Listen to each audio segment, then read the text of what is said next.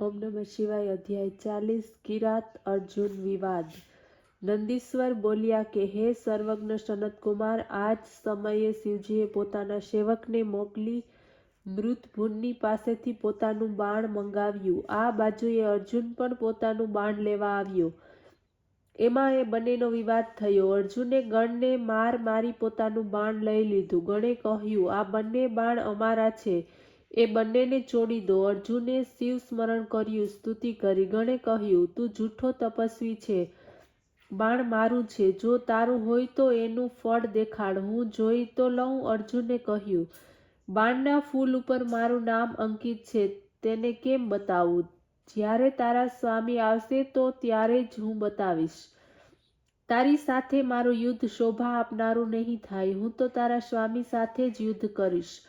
મારું બળ જોવું હોય તો પોતાના સ્વામીની પાસે જા અને ઈચ્છામાં આવે તેમ કહેજે. અર્જુનના આમ કહેવાથી તે ભીલ વાહિનીપતિ કિરાતરૂપ શિવજીની પાસે ગયો. અર્જુનને બધા જ કહેલા વચનો સંભળાવ્યા. આ સાંભળીને કિરાતેશ્વર પ્રસન્ન થયા. શીઘ્ર જ પોતાની સાથે તે ત્યાં આવી ગયા. અર્જુન પણ કિરાતની સેના દેખીને ધનુષ્ય બાણ લઈને પહોંચ્યો. ત્યારે અર્જુનને પોતાની સમક્ષ આવેલો જોઈને કિરાતેશ્વર દૂત દ્વારા અર્જુનને એ પ્રમાણે કહેવડાવ્યું કે હે તપસ્વી, સેનાને જોઈને બાણ લઈને ચાલ્યા જાઓ. અલ્પ કાર્યને માટે નાહક મરવાની શા માટે ઈચ્છા રાખો છો?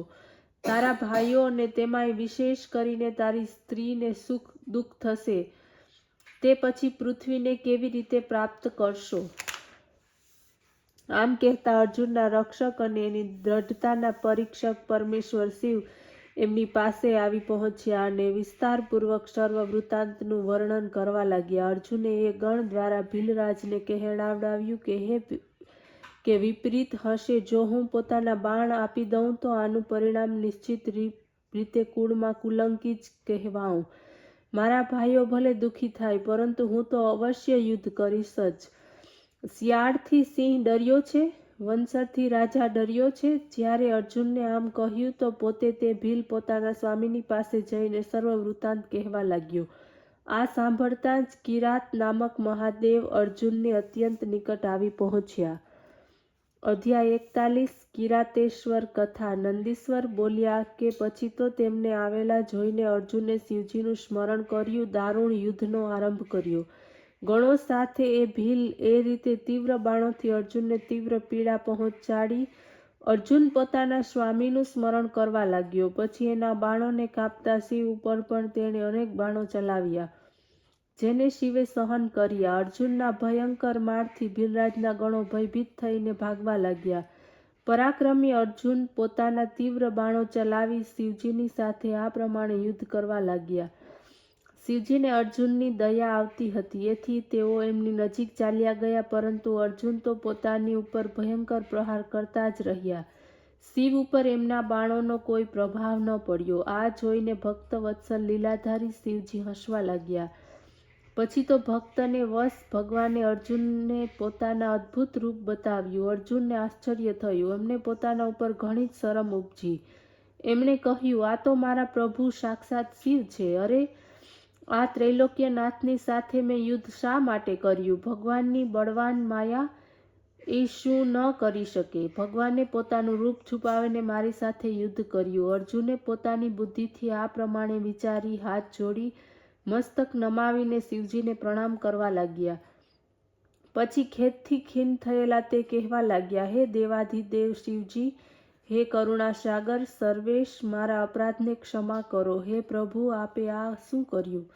આપે આપનો વેશ છુપાવીને મારી સાથે શા માટે ચલના કરી? આપ જેવા સ્વામી સાથે યુદ્ધ કરનાર મને ધિક્કાર છે. આ પ્રમાણે પશ્ચાતાપ કરતા પાંડવ અર્જુન મહાપ્રભુ શિવજીના ચરણોમાં ઝૂકી પડ્યો. ત્યારે અર્જુનને આશ્વાસન આપતા શિવજી બોલ્યા, હે પાર્થ, તું ખેદ ન કરીશ. તું તો મારો મોટો ભક્ત છે. આ તો મેં તારી પરીક્ષા કરી. શોકનો તું ત્યાગ કર. આમ કહેતા શિવજીએ અર્જુનને પોતાના હાથોથી ઊભો કર્યો. પોતાના ગણોને કહી સમજાવીને અર્જુનને સંકોચ વિહીન કર્યા. પછી વીરોમાં શ્રેષ્ઠ તેને પ્રસન્ન કરતા ભક્તવત્સલ શિવજી બોલ્યા, હે અર્જુન, આજે હું તારા ઉપર પ્રસન્ન છું, કારણ કે તે મારી ઈચ્છાથી આ અપરાધ નથી કર્યો. એમાં મારી જ પ્રેરણા રહેલી છે.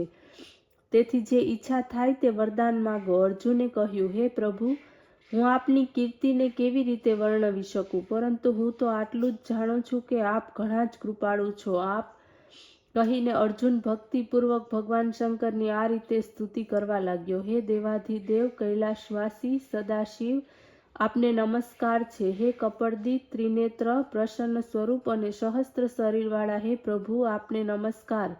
હાથમાં ડમરૂ તથા કપાલધારી 10 ભુજ હે પરમાત્મન, આપને નમસ્કાર. હે મુંડમાલાધારી, આપને નમસ્કાર. હે વ્યાઘાંબરધારી, હસ્તિચર્મધારી, અંગો ઉપર સર્પધારી, મસ્તક ઉપર ગંગાજીને ધારણ કરનાર, આપને નમસ્કાર. હે પ્રભુ, આ દ્રષ્ટિગત થનાર સમસ્ત જગત આપનું તેજ જ છે. અન્ય ભેદથી આપ જ ત્રિલોકીયમાં જ્ઞાન સ્વરૂપ છો. આપ આપના અસંખ્ય ગણોને વેદ પણ ગણી શકવા અસમર્થ છે. પછી મારા જેવા મૂર્ખની બુદ્ધિ તો શું ગણી શકે? હે શિવજી, કૃપા કરો, શત્રુઓ ઉપર વિજય પ્રાપ્ત કરનાર વરદાન આપો. આમ કહીને અર્જુન હાથ જોડીને મસ્તક ઝુકાવીને શિવજીને નમસ્કાર કરીને બેસી ગયો.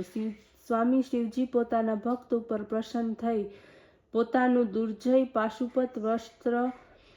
પાશુપત શાસ્ત્ર આપ્યું અને કહ્યું કે આનાથી તારો વિજય થશે. એના સિવાય કૃષ્ણને પણ તમારી સહાયતા કરવાને માટે હું કહી દઈશ, જેને લીધે મારા પ્રભાવથી તું નિષ્કંટક રાજ્ય કરીશ.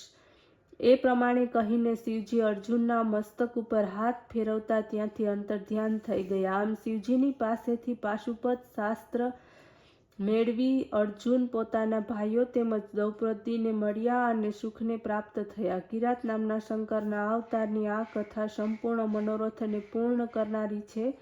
અહીં 28 અવતારની કથા પૂર્ણ થાય છે. અધ્યાય 42 દ્વાદશ જ્યોતિર્લિંગ. નંદીશ્વરે કહ્યું કે હે મુનિશ્રેષ્ઠ, હવે સર્વવ્યાપક શિવજીના 12 જ્યોતિર્લિંગ સ્વરૂપ સંખ્યાવાળા અવતારની કથા સાંભળો. સૌરાષ્ટ્રમાં સોમનાથ, શ્રીશૈલમાં મલ્લિકાર્જુન, ઉજ્જૈન્યામાં મહાકાલેશ્વર, ઓમકારમાં અમરેશ્વર, હિમાલય ઉપર કેદાર, ડાકિનીમાં ભીમાશંકર, કાશીમાં વિશ્વનાથ, ગૌતમી તટ ઉપર ત્રયંબકેશ્વર, ચિત્તાભૂમિમાં વૈદ્યનાથ, દારુણવનમાં ઘુષ્મેશ્વર. આ 12 અવતાર છે. જે મનુષ્ય એમાં દર્શન અને સ્પર્શ કરે છે તેમને તે પરમ આનંદ આપે છે. એમાં પ્રથમ સોમનાથે ચંદ્રના દુઃખનો નાશ કર્યો હતો. તેના પૂજનથી ક્ષય તેમજ કુષ્ઠાદિ રોગોનો નાશ થાય છે. શિવના આત્મ સ્વરૂપ સોમનાથ મહાલિંગના જે દર્શન કરે છે તેના પાપ નાશ પામે છે. એનાથી ભુક્તિ અને મુક્તિ પ્રાપ્ત થાય છે. આ જ રીતે જે મલ્લિકાર્જુનનું દર્શન કરે છે અને શિવજીનું આ બીજું લિંગ પણ દર્શન કરવાથી મહાસુખદાયક છે તેમજ મુક્તિદાયક છે. ત્રીજું ઉજ્જૈનિયામાં મહાકાલ નામક લિંગના દર્શન કરવાથી સર્વ કામનાઓ પૂર્ણ થાય છે. અંતમાં ઉત્તમ ગતિ પ્રાપ્ત થાય છે. ચોથું ઓમકાર લિંગ ભક્તોને ઈચ્છિત ફળ આપે છે. પાંચમું કેદારેશ નામનું જ્યોતિર્લિંગ સ્વરૂપ જે કેદારમાં સ્થિત છે. એ નર નારાયણ નામક ભગવાનનો અવતાર છે.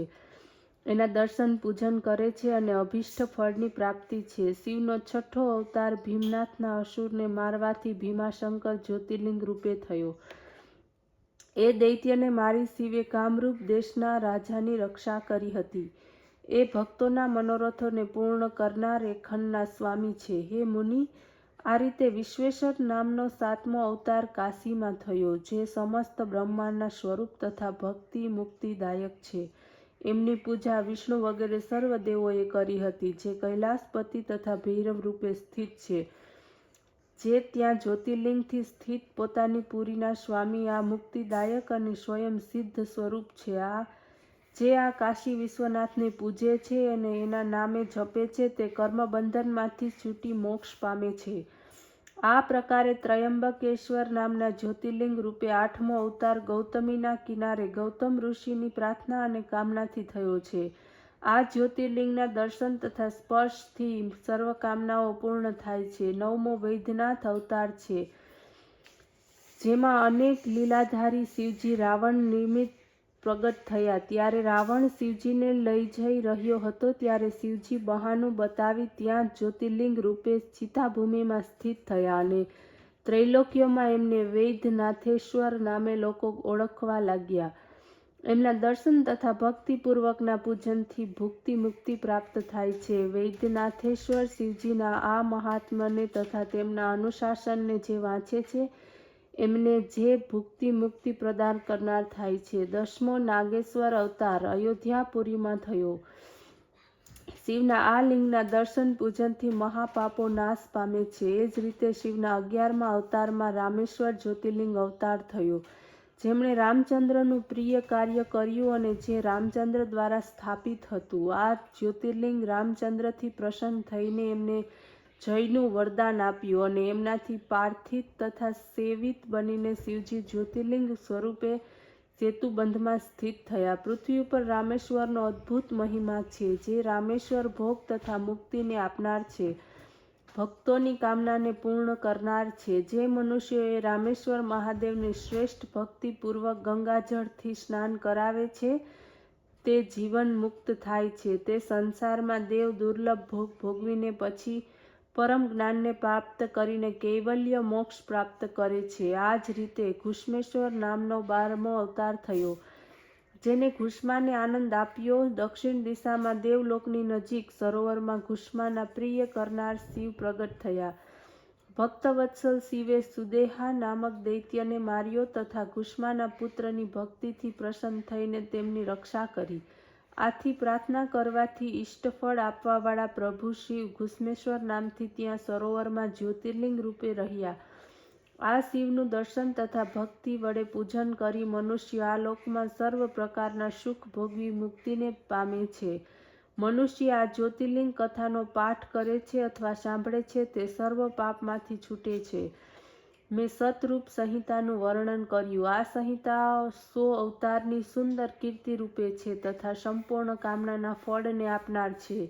જે મનુષ્ય સાવધાન થઈ સતરુદ્ર સંહિતાનો પાઠ કરે છે અથવા સાંભળે છે તે સર્વ કામના મેળવે છે તથા નિશ્ચયપૂર્વક મુક્તિને પામે છે. ઇતિ શ્રી શિવ મહાપુરાણમાં શ્રી રુદ્ર સંહિતા ઉત્તરાર્ધ સમાપ્ત. ઓમ નમઃ શિવાય.